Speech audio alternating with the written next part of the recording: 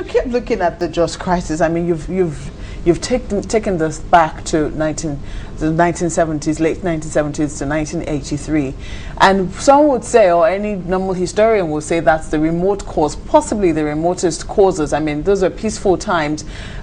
Then down now, when we now have things that are, you know, stoking the fire presently, it's like it seems it's getting more complex by the day. Even if we go back then to see how things were done then, to try and bring those solutions now, do you think we'll be able to make headway? There's no reason why any solution which brings peace will not always bring peace. And of course, any solution or any problem that will attract conflict is simple physics. Negative and positive. Some attract the others, the other repel the other. So what is the problem? But when the leader is not just, is not honest, is not transparent, what they tell us, what you all read in these newspapers, you watch on television, talking to you, they don't believe it themselves. They go and do the opposite. And when you are talking of security, how can you get security in the country? We mentioned this before on this program. How many policemen do we have? Out of those police people, how many are functional? Is there any patrolling? Is there any community policing? Anything whatsoever. The only little thing you have around are little dots of DPO's offices nationwide. Okay? And little police officers here and there. But the real police, the big chunk of the police, are securing some individuals, anointed ones among us. I thought they said they should stop doing that. How can they stop it? The IG gave an order that they have to withdraw. Well, specific people. IG also gave order about checkpoints, about taking Kobo, Nara and Kobo and the checkpoints. Did anybody listen to that? So we are talking about all these things, but the issue is governance. When you have a leader leads by example. Now you've gone back to People where I copy. wanted to come in leaders now.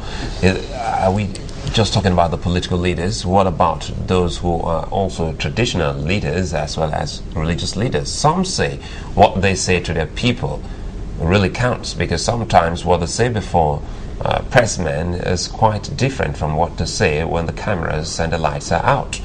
That is why they say if truly they take meals together and they hug themselves in the public eye, why is it that when they turn around and go back to address their people, their adherents, their faithful or their subjects, we get to see the fire burn more than it was before? So the question is, what do they tell their people? Well, you still go back to political leadership. It is the political leadership that set the rules. It's the political leadership that is in control of the law and order apparatus. It is the political leader that will say, this is the standard, and this is what we are going to follow, and people will follow. But once political leaders are corrupt, they will corrupt everybody down, and that's what is going on. But there seems to be a problem here, because, I mean, from the question he asked, he just paints a classic example of the uses and gratification theory of communication. Now, the opinion leaders, when they go to government, get that information, and then going back to the people who, more often than not, are not as exposed to media messages as they are. So they can always manipulate those and then give it back to them, and people run with it. This is what you see. Suleiman's question is, you put it in context.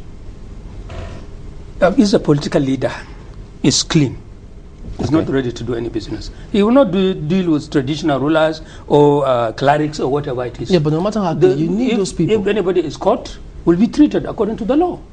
I mean, what happened to a whole IMF chairman or president of IMF, whatever? Yeah, but isn't an allegation? Wasn't he in prison in other crimes? That may be the because case, nobody is compromising anywhere to. Are we going to wish away our own peculiarities here? Because I mean, there are those that even if you really want to move against certain people, there's a way you have to go about it, so that you don't. People who are misinformed, there's a way they have to go about it. Government, isn't it? Well, you see, when you derail, everything is okay. When you don't know how to swim, you are in the water. You can grab anything. You can think it can save you. But in this country here, in this Lagos, General Murtala Muhammad took over power in 1975.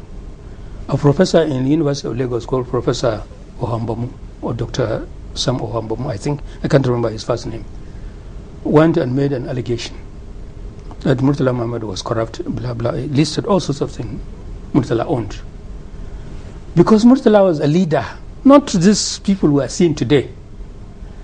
What did Murtala do? At that time, with the euphoria of his revolution, so Murtala could have done a lot of things, which we have seen people doing later in his position, or not even close to him. But what did he do? He called Chief Rotimi Williams and gave him the newspaper where all these things were published, and said, just find out, go to court and let the guy come and prove his case. And what happened? The man who made the allegation didn't have any point. He was the one who now went and swore an affidavit and apologized. Nobody, Murtala did not allow anybody to use his position and say, you insult our head of state. Who are you? Nobody did like what we see these days. Mere perception. Nobody knows where you are.